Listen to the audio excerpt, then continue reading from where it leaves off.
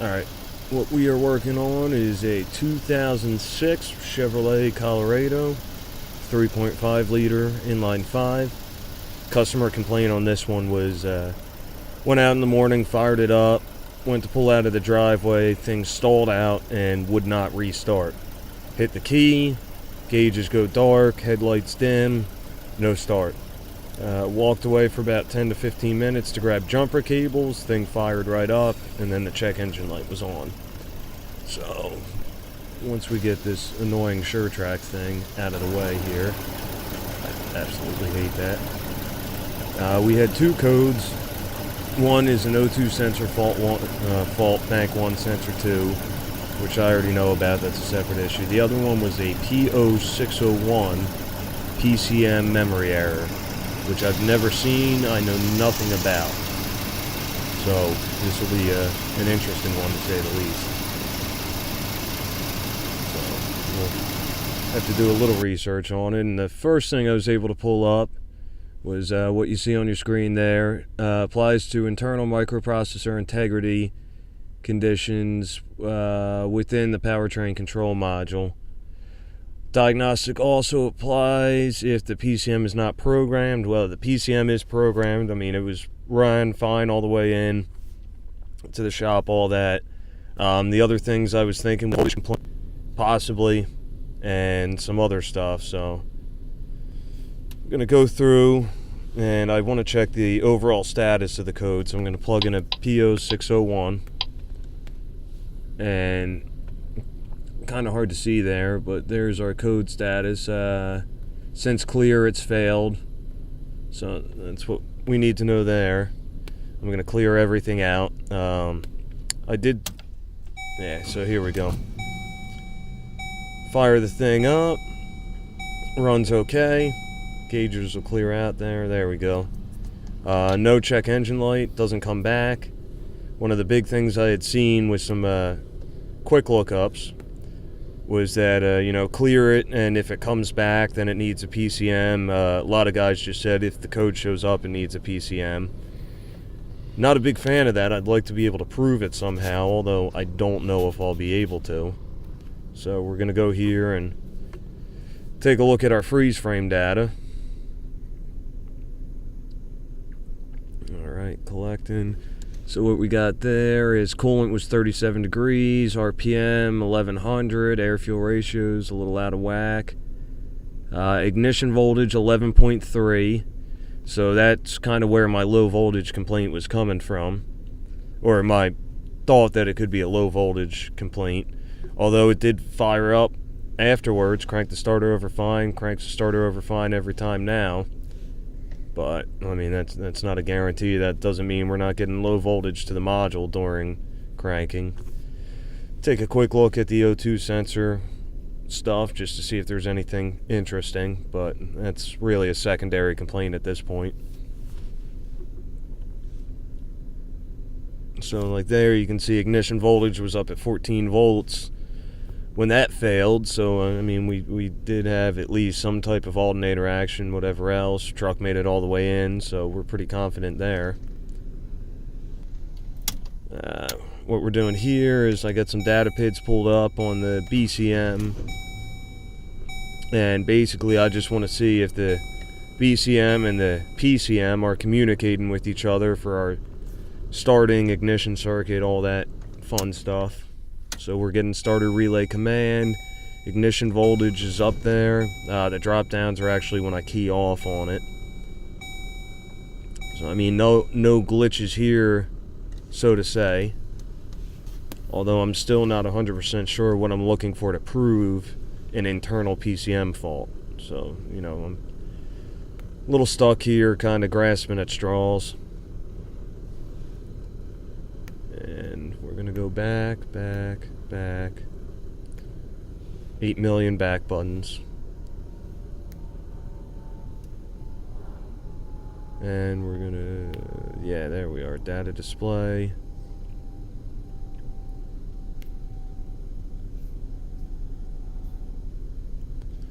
Loading. Alright, so go through here. Let's see what's useful, what's not. I want ignition, so that's our power moding basically for GM, which is a whole nother topic we may or may not touch on in this video series.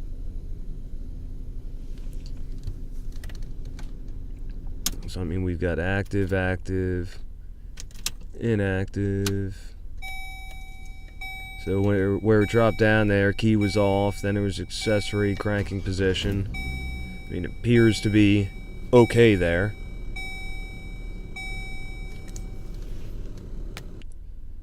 And then just to cut to the battery cables real quick.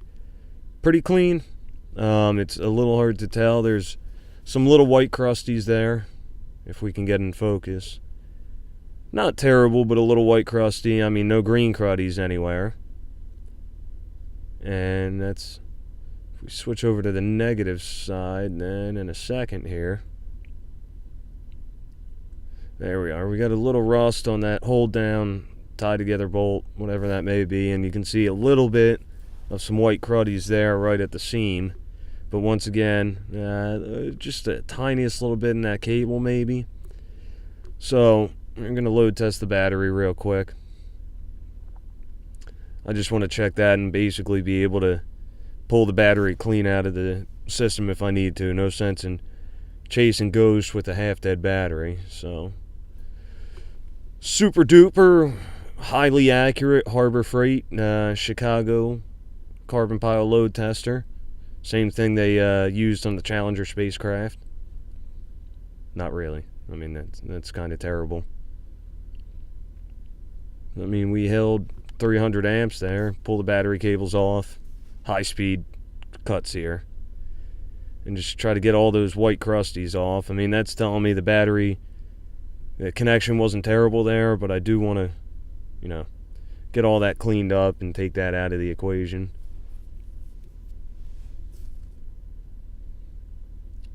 No good way to do it without dousing yourself. And yeah, there you go. You can kind of see some of the buildup on the bottom side.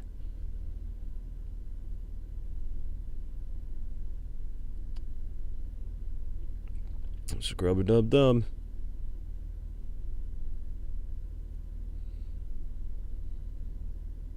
Alright. It'd be a lot easier if I didn't have to do voiceovers on these, if the shop wasn't so noisy that I had to cut everything and redo it, but it is what it is. So we'll get that half cleaned off and go back to the rest of our testing. Yep. Yeah. Get the old internal brush there. Alright. Clean that out. That's nice. I mean, that's Happy Earth Day coming off of there.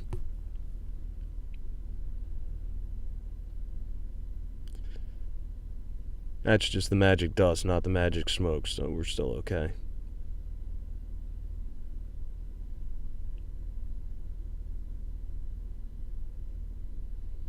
Hands of a surgeon right there, let me tell you.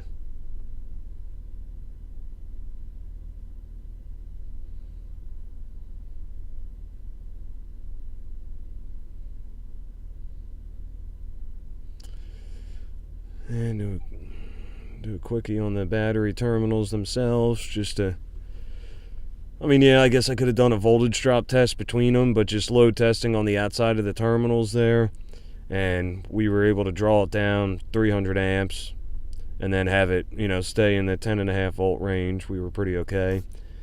And now I got the coolant overflow bottle / the washer fluid bottle out of the way just for easier access to the PCM and faceplant.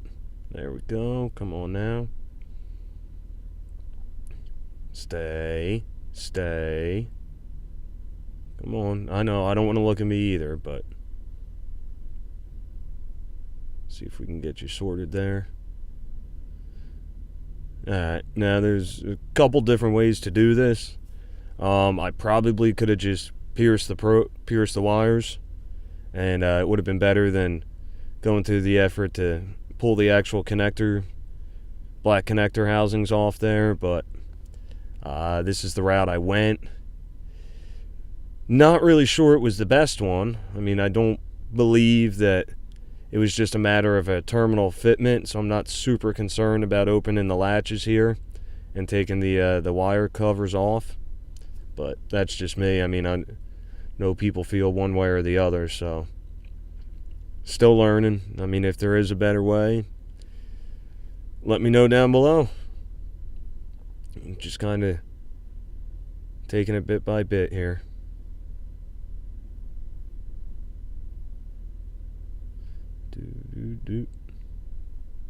Alright. Yeah, let's see if we can get this last one off without disconnecting the whole connector from the PCM and really throwing some stuff to the wind.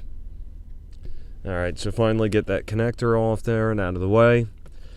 Looking back, it really would have been a lot easier and a lot more intelligent to not even bother taking those plastic covers off. Who knows what I could have disturbed or messed up there, plus just the time it takes. Could have just pierced wires. Saved a lot of time. So in that center connector there, the black with the white stripe at the very top, it's got an extra large hole. That is the ground for that PCM. Hooking my meter up here to check powers and grounds. And then there's three 12-volt power feeds on the far left blue connector there. First one's going to be pink. Second one is orange. And honestly, I forget the third one right now. We're sitting at 9 volts. That's actually just a bad connection, which once again, instead of playing with my back probe trying to get a good one, I could have just pierced it, saved a lot of effort. We're up to 12. I did lose part of the footage of this first part. So what you're going to see now is me come around and crank the engine over to see how low it drops down. While cranking to see if that's, dropping a power feed to the PCM. I believe I show you the orange power wire as well, but I'm telling you all the powers and grounds are good on this PCM. How they were just loading it during a cranking and running test. So we will have part 2 coming up shortly. That's the second wire. Alright, so I am Chris. This is the Science of Diagnostics channel, my side business, whatever you want to call it. Video you just watched was the first part of, I don't know how many parts there are going to be yet, but it's a P0601 code, which is an internal PCM fault. As you saw so far, I really couldn't find a whole lot of information on it. I had gone to IATN, and consensus there was basically you're just replacing the PCM at that point. Little bit of information I did find other than that was there's the potential for a low voltage condition, which is what I was checking. We did a real quick power and grounds check on everything, load tested the battery, cleaned up some connections on the battery too after load testing it. And from there I kind of stepped back and needed to think where I was going with it, what I wanted to do next, and was a little confused. So that'll be in the next part. We do some additional testing, some more in-depth stuff, and hopefully you guys will tune in for that. I do want to put out a thank you to Eric O from South Main Auto. In his last What's Up Wednesday, he took like 4 or 5 seconds and mentioned my channel and actually subscribed to it. And I think I got like 10 or 15 of you guys from over there who subscribed in the time since then, which is really, really cool. I mean, that's awesome. I had 4 videos, soon to be 5. I've been slacking on putting stuff up. In fact, let's see if we can see this here.